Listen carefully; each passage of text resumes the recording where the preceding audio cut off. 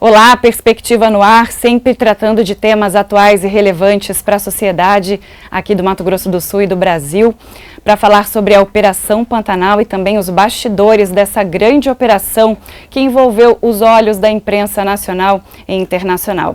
E para falar com a gente sobre esse tema, eu convidei aqui ao nosso estúdio a Tenente Coronel Tatiane de Oliveira, que foi a porta-voz então e fez essa interlocução na área da comunicação com a imprensa nacional e internacional aqui no nosso estado de Mato Grosso do Sul. Seja muito bem-vinda, obrigada. Eu que agradeço, Lívia, a oportunidade de estar aqui e um oi para todos. E a gente sabe então que o Mato Grosso do Sul se tornou um local de projeção internacional através dessa operação. Os incêndios florestais no Pantanal não necessariamente trazem uma mídia extremamente positiva, mas o que a gente pode tirar de positivo nisso foi o trabalho desempenhado por vocês, desempenhado pelos bombeiros do Mato Grosso do Sul. E eu gostaria que você contasse como é que foi navegar nessa experiência em que você teve que recepcionar a imprensa do Brasil e também de outras partes do mundo. Foi um desafio muito grande, Lívia, porque é uma verdadeira operação de guerra que a gente executou durante todo o ano de 2024. Porque por mais que a gente fique em evidência durante o período que está ali, tem vários incêndios, a Operação Pantanal começou muito antes. Então a gente trabalha esse tema o ano inteiro, planejando. Não esperamos acontecer os grandes incêndios, a gente já foi trabalhando a questão de prevenção principalmente desde abril. Então a gente, no registro das nossas plataformas, foram aproximadamente 2.500 pessoas envolvidas nessa operação, fora Forças Armadas, fora organizações não governamentais, e todos trabalhamos juntos. E claro, inevitável, e isso acabou vindo aos olhos da imprensa nacional e internacional, mas a gente já tinha um planejamento, a gente já estava preparado para isso, porque o governo do estado aqui em Mato Grosso do Sul, ele tem essa responsabilidade de deixar a comunidade ciente de passo a passo daquilo que a gente está executando, porque é uma devolutiva para a população. Certo, e eu estou falando aqui também como agente da própria imprensa, porque eu acessei o site de vocês, o site que foi criado da Operação Pantanal por muitas vezes, então a gente tinha lá acesso a números praticamente em tempo real, releases sobre a atual situação do Pantanal de Mato Grosso do Sul. E a questão que a gente estava falando aqui nos bastidores é que quando as equipes de imprensa vinham para cá, a gente pode citar aí algumas, CNN, Globo, o próprio New York Times, como você citou aqui comigo, eles vinham para fazer registros do que estava ocorrendo e como é que era esse encaminhamento das equipes para as imagens, das equipes de televisão, como é que foi feito isso? Então, como eu te disse, a gente já vinha planejando isso desde o ano anterior. Então, a gente tem aqui em Mato Grosso do Sul estabelecido o Comitê do Fogo, onde todos que respondem a essa temática aqui no estado conversam. Não é só o governo, é iniciativa privada, é organização não governamental e a SECOM do próprio governo aqui, eles estavam com a gente, então a gente já tinha essa estratégia de trabalhar em prol da gente levar informação para todos. Então a gente se organizou e quando eles chegavam eu achei interessante porque muitos perguntavam, olha, o que a gente pode gravar? Eu falei assim, olha, vocês podem gravar tudo, passa o que é a realidade, porque essa é a nossa realidade. Então vocês vão enfrentar o calor, o desconforto de fumaça, o perigo real, porque quando você está no combate a incêndio no meio do Pantanal, animais silvestres podem aparecer e tudo mais. Então foi um desafio, mas foi uma dinâmica muito boa, gostei, isso tem o perfil de não estar só na parte burocrática, apesar de ser a diretora de proteção ambiental, meu perfil é ir a campo, então fui acompanhando essas equipes e foi uma dinâmica muito boa, gostei. E eu queria saber também da experiência de vocês enquanto profissionais, porque a gente de fora observa tudo muito do macro, o Pantanal está pegando fogo, talvez seja um incêndio histórico por conta das proporções. e teve a questão também climática, poucas chuvas. Então, a ação humana a gente consegue, de repente, com a prevenção ir até certo ponto, né? Mas a natureza, ela é sábia no que acontece naquele contexto. E vocês, de certa forma, se sentiram assim também muito impressionados com a proporção da situação desse ano? Na verdade, a gente já vem acompanhando essa dinâmica aí desde 2019. Dentro da corporação, a minha especialização é em gestão de grandes operações. Então, desde quando a gente começou a registrar essa incidência recorrente de grandes incêndios por conta do período de estiagem, a gente já começou a mobilizar a corporação, as outras entidades. Então, o que, por exemplo, aconteceu em 2020, que é um ano que foi assim, teve vários incêndios, as condições climáticas que a gente enfrentou em 2024 foram bem mais severas, porque é o resultado de vários anos de estiagem severa. Foi o ano que a Agência Nacional de Águas declarou a escassez hídrica em toda a bacia do Rio Paraguai. Então, o cenário estava muito pior. Só como a gente vinha se planejando, investimentos em capacitação de profissional, viaturas, recursos, instrumentos, a gente conseguiu dar uma resposta muito mais organizada, muito mais eficiente, e tanto que hoje Mato Grosso do Sul é uma referência. Até a ministra Marina Silva citou a gente por conta de todo esse envolvimento, toda essa atividade desempenhada aqui no estado. Então, e como é que fica o aspecto, por exemplo, do profissional isolado?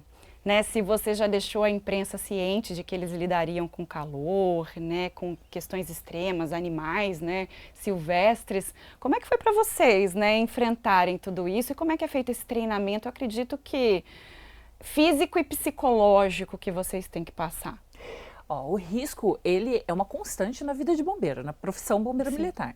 Então, no juramento, quando a gente ingressa, termina o curso de formação, a gente já faz o juramento, que é mesmo com o risco da própria vida. Então, isso acaba sendo mais do que um compromisso profissional, acaba sendo uma filosofia de vida. A gente absorve essa responsabilidade. Mas sim, são condições extremas, Lívia.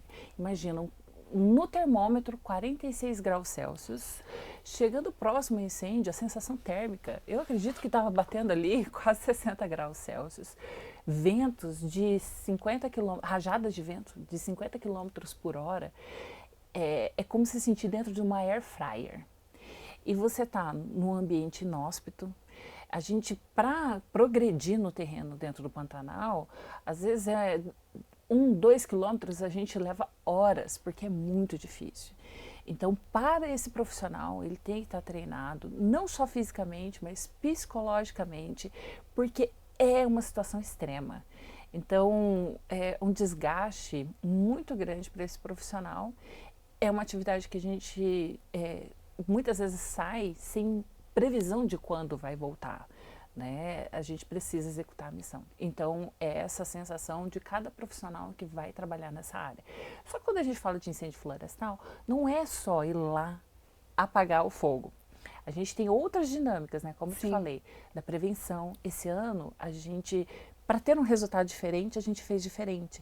A gente estabeleceu 13 bases avançadas dentro do Pantanal para diminuir o tempo-resposta, trabalhar a prevenção antes mesmo que os incêndios acontecessem. Fez muita diferença isso nesse ano, mas são situações que a gente fala que envolve toda uma dinâmica social, econômica, e fora que a cultura pantaneira, ela é muito enraigada. Então, quando você pergunta para alguém daqui, olha, o que você é? Ah, eu sou mato-grossense. Quem mora no Pantanal, ele fala, eu sou pantaneiro. É uma cultura muito forte. É um país à parte. E dessa forma, os desafios que vocês enfrentaram, principais, assim, que você poderia comentar com a gente, Coronel? Essa questão do ápice, né, do momento de estiagem, são vários grandes incêndios, né? Então, às vezes a pessoa pensa num incêndio, mas é questão de 20 incêndios que a gente tem que distribuir toda a nossa estrutura, nosso pessoal. Porque quando a gente pensa mandar gente para combater incêndio não é igual Campo Grande, assim, uma zona urbana. Você vai lá, combate incêndio, volta no mesmo dia, ok.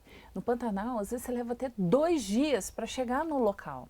E você precisa pensar em toda a logística, porque essas equipes, elas não vão ficar lá só um dia e voltar no outro.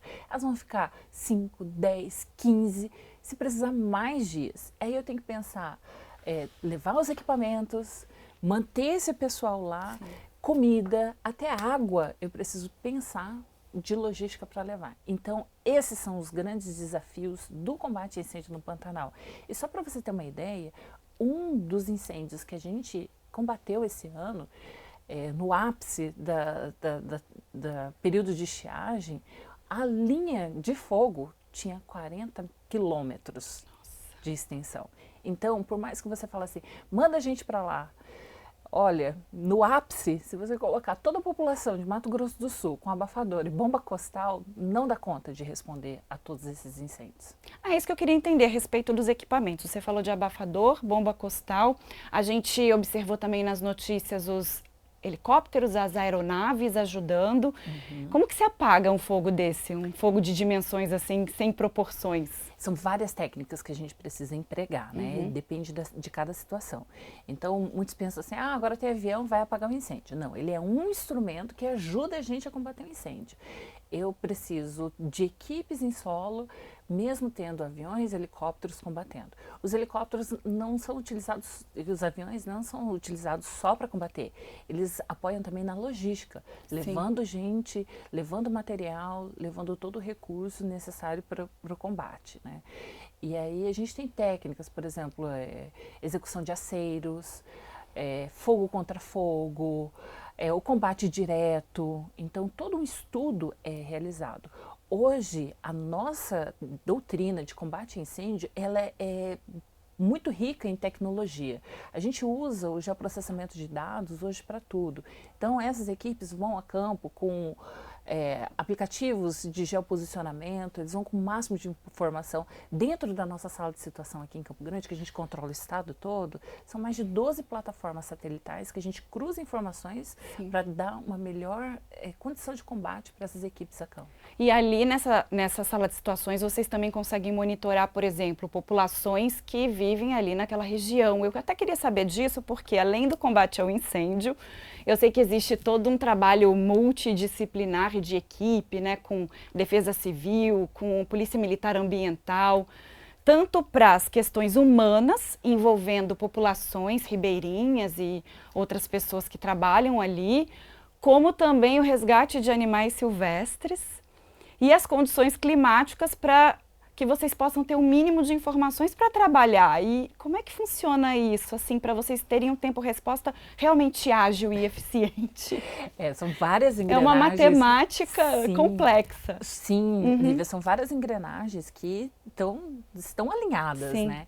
Então, vamos lá, desde da questão de previsão de tempo, a gente tem o Centec aqui, a doutora Valesca, o doutor Vinícius, o ano inteiro eles fazem os estudos, passam as informações para a gente fazer o planejamento, não é só durante o período de resposta, então a gente já vai monitorando, já vai se posicionando estrategicamente de acordo com esse estudo deles. Esse ano a Defesa Civil fez um trabalho fantástico de acompanhamento do pós-incêndio, então a gente acompanhou aí que várias comunidades foram ameaçadas por esses incêndios.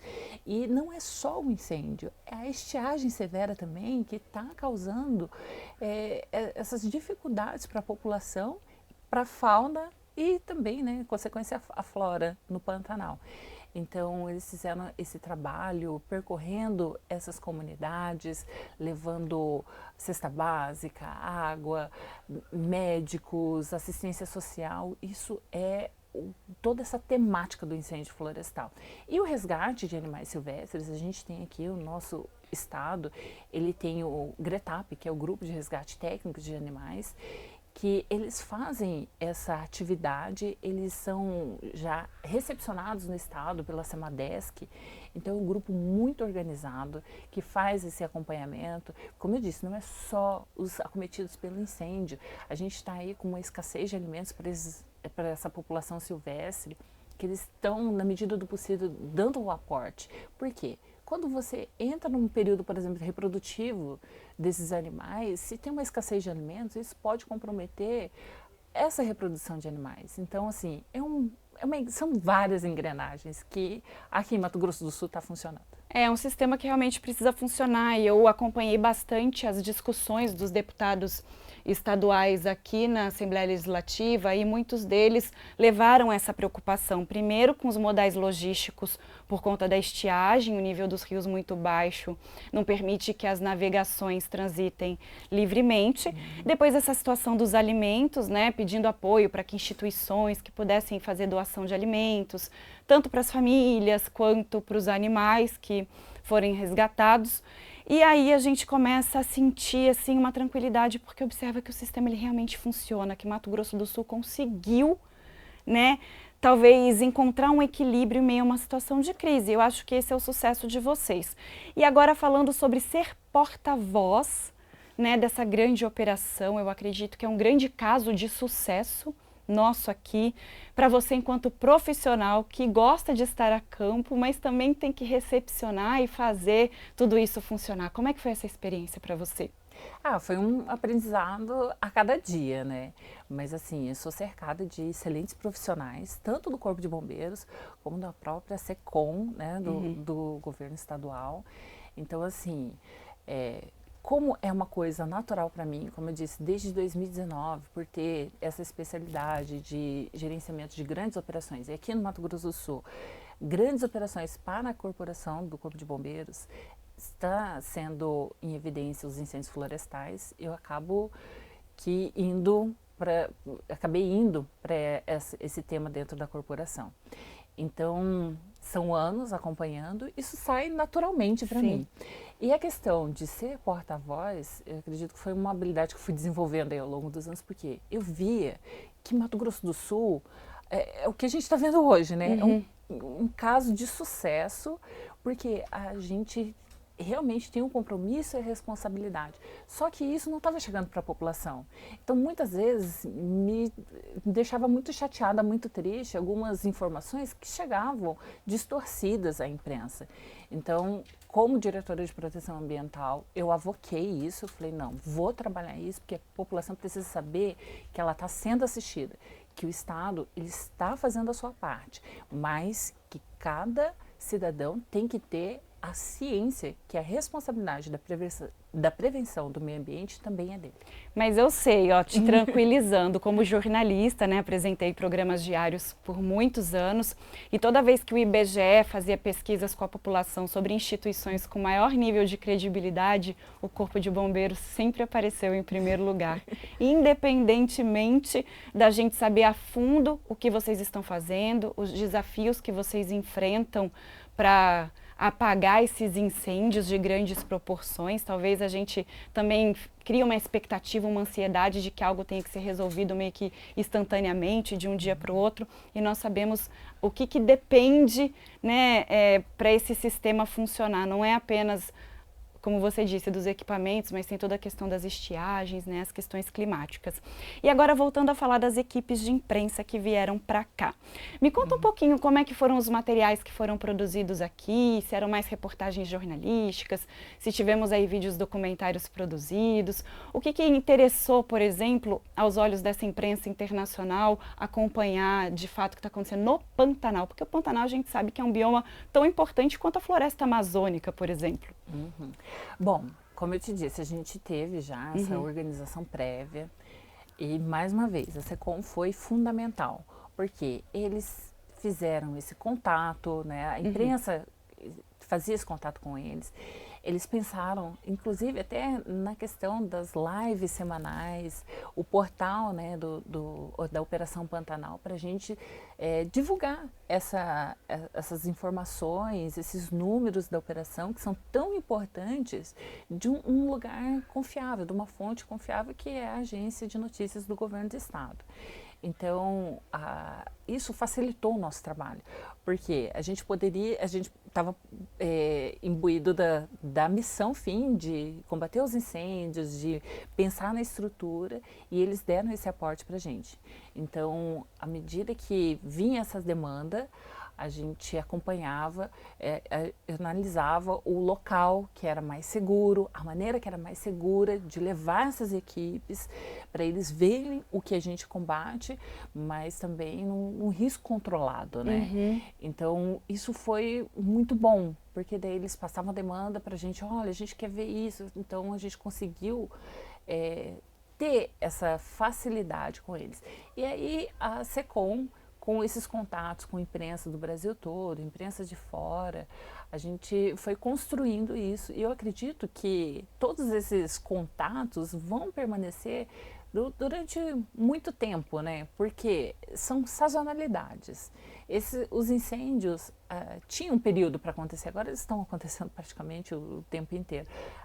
A gente está no período de chuvas, mas quando dá uma diminuída, você abrindo a plataforma, por exemplo, da NASA, você já vai ver alguns pontos de calor. Então, a gente não pode baixar a guarda nunca, né? São períodos que tem mais incidência, mas o ano inteiro a gente acaba monitorando o estado de Mato Grosso do Sul. E esse contato com a imprensa, a gente levou eles para a nossa sala de situação para ver como que é a tecnologia empregada aqui antes de mandar o pessoal a campo. Então, desde o início, desde a fase de prevenção, a imprensa acompanhou os nossos preparativos, o pessoal saindo daqui, indo para as bases. Alguns fizeram documentários.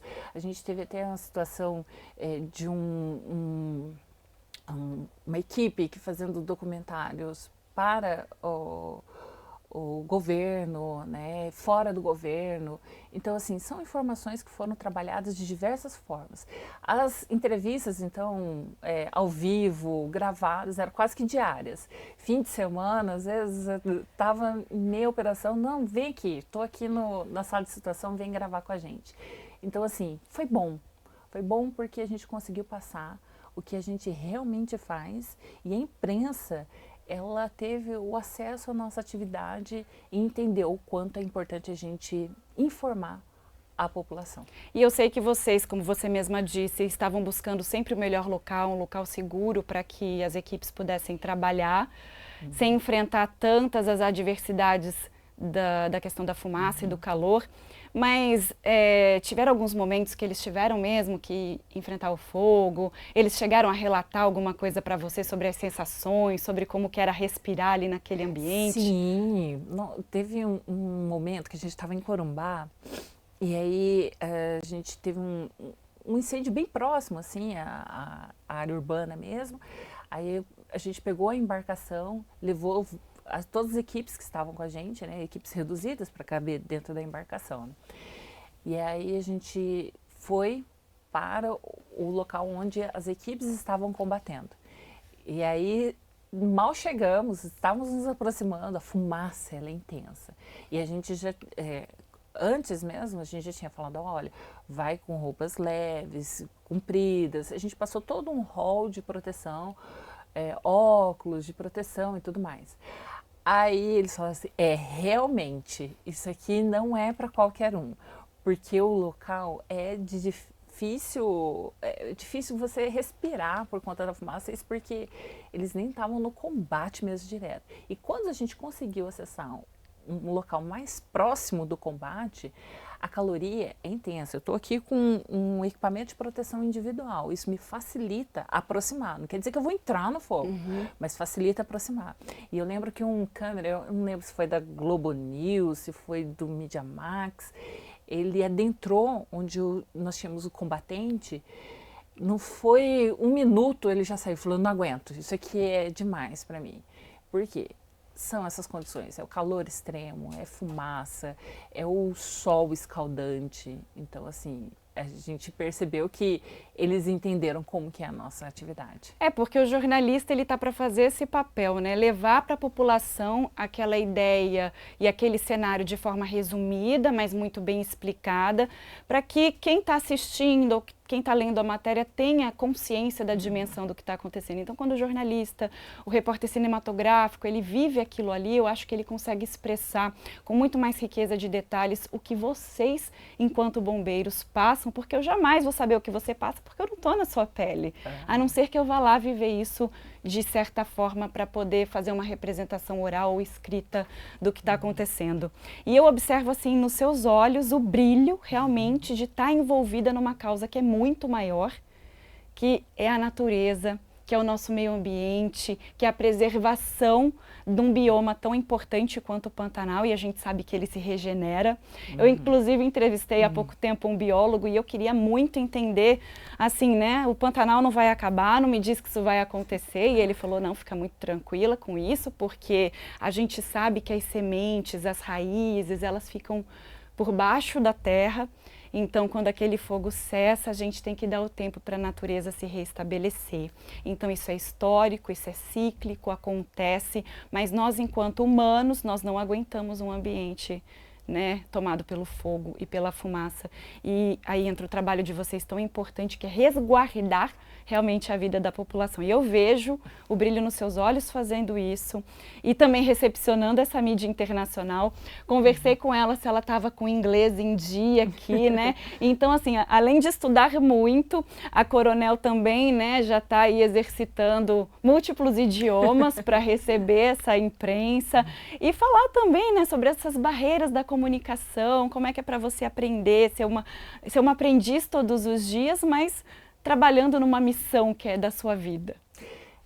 Porque falar dessa parte ambiental e principalmente do Pantanal é uma pessoalidade. Né? Isso tem uma satisfação muito grande, fazer parte de todo esse contexto que fez Mato Grosso do Sul hoje ser referência. Porque minhas raízes estão lá. A minha mãe nasceu na Fazenda Bodoqueno, no meio do Pantanal. Eu, quando criança e adolescente, passei parte da minha infância e da minha adolescência no Pantanal. Então eu conheço aquilo ali. Eu sei o que é viver naquele meio. E quando a gente conhece, a gente defende, a gente vai com gana, unhas e dentes para preservar aquilo.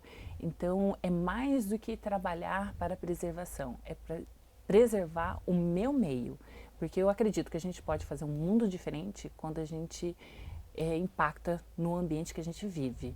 E aí eu tive a oportunidade de sair daquele meio, estudar, me especializar e voltar e aplicar tudo aquilo num momento bem crítico, né? Mas vivenciar aquilo. E aí, durante esses últimos anos, assim, meu pai conversando comigo, falou, ai, como que tá? Eu falei assim, pai, aquele Pantanal que a gente via anos atrás, a gente não vê mais. Aí eu mandava imagens para ele. Aí eu falei, só que tem essa situação, o Pantanal ele se regenera, né? As sementes, como você disse, tem sementes que eclodem com calor, né? São muitas sementes no Cerrado, por exemplo, e as que eclodem com a água, que são boa parte das sementes do Pantanal. Ele se regenera, mas as mudanças climáticas estão deixando os fenômenos naturais cada vez mais intensos. Mais extremos também, né? Mais extremos. E a gente não é uma particularidade do Pantanal, nem do Cerrado, nem da Mata Atlântica, porque a gente tem esses três biomas, né? Lembrando que o Cerrado é um dos biomas mais atingidos hoje por incêndios no país. Mas aqui o nosso Pantanal acaba sendo muito peculiar porque dividimos ali com o Mato Grosso, né, e um pouco com o Paraguai e com a Bolívia. Mas isso aí é uma tendência do mundo. Então a gente vê eventos extremos de chuvas, de nevascas, de incêndios, de calor, batendo recordes em todo o mundo. Então a gente precisa cuidar do nosso planeta. Algo não está certo, né? Nesse contexto todo, acredito que mundial. E o homem também tem que fazer essa reflexão, né? Com certeza. A gente tem que cuidar do lugar que a gente vive, né? Porque sem ele não existe vida, sem dúvida. Casa. É a nossa casa. Tenente Coronel Tatiane, muito obrigada pela sua participação aqui. Obrigada por compartilhar a sua história com a gente e por fazer esse belo trabalho, que eu acredito que ainda tem muito para ser feito, né, para ser defendido, não apenas para salvar as vidas das pessoas, mas também preservar e salvar a nossa mãe natureza. Muito obrigada por estar aqui com a gente, compartilhando essa história e bom trabalho para você sempre. Eu que agradeço. Eu vou aproveitar aqui Certo. e mandar meu muito obrigada para cada bombeiro militar que tem se empenhado, se dedicado nessa temática de preservar o meio ambiente. Porque, como eu disse, a gente precisa cuidar da nossa casa. Então é isso, e esse foi o Perspectiva, trazendo mais um tema muito importante, emocionante aqui para todos vocês. Você compartilhe o nosso link do YouTube com seus amigos e familiares. A TV Alemes está no canal 7.2 da TV Aberta, 9 da NET, mas estamos aí nas plataformas online para você ver, compartilhar e reassistir sempre que quiser. Voltamos numa próxima edição com um novo tema. Até lá, tchau, tchau!